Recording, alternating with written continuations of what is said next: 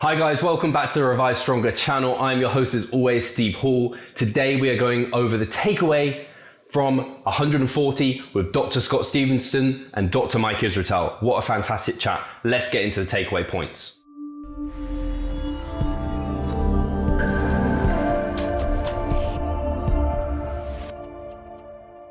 Takeaway point number one is that we know to provide results, there has to be some sort of progressive overload, but this can look very different.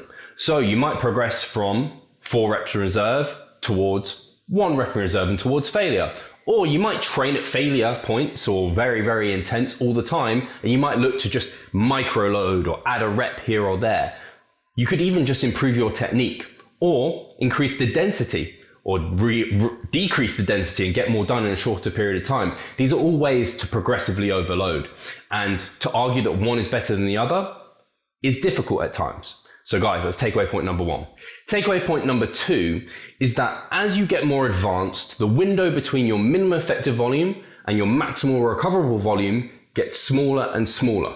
In that your minimum effective volume is going up, you need to do more to see any growth, but your maximal recoverable volume isn't just growing up and up and up, and sometimes can even come down. So then the progression between these two, the volume of maximal adaptive volume, that window is very small. So you might find someone who's very advanced not progressing in sets, because actually their minimum effective number of sets is very similar to their maximal recoverable number of sets. So they just incrementally add those number of repetitions or some small amounts of load. So it's something to realize within your training. Takeaway point number three is that those who have incredibly impressive physiques are quite often those people that allow their body weight to go up.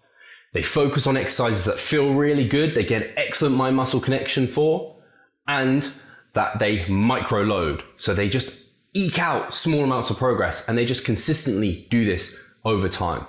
Takeaway point number four is that there are two things that are really important to think about your training right now. Is this causing an adaptation for muscle growth? And two, is this allowing for progressive overload in future?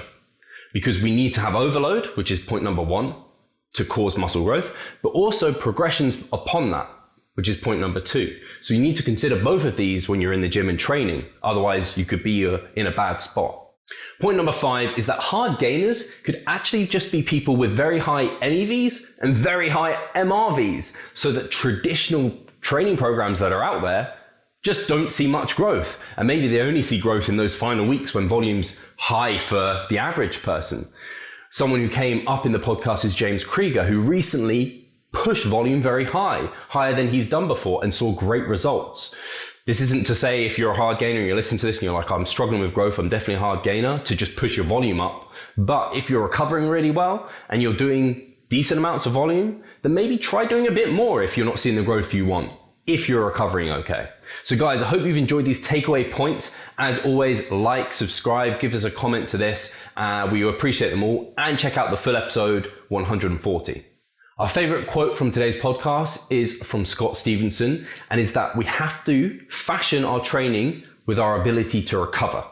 So when we're thinking about training hard, we also have to think about recovering hard.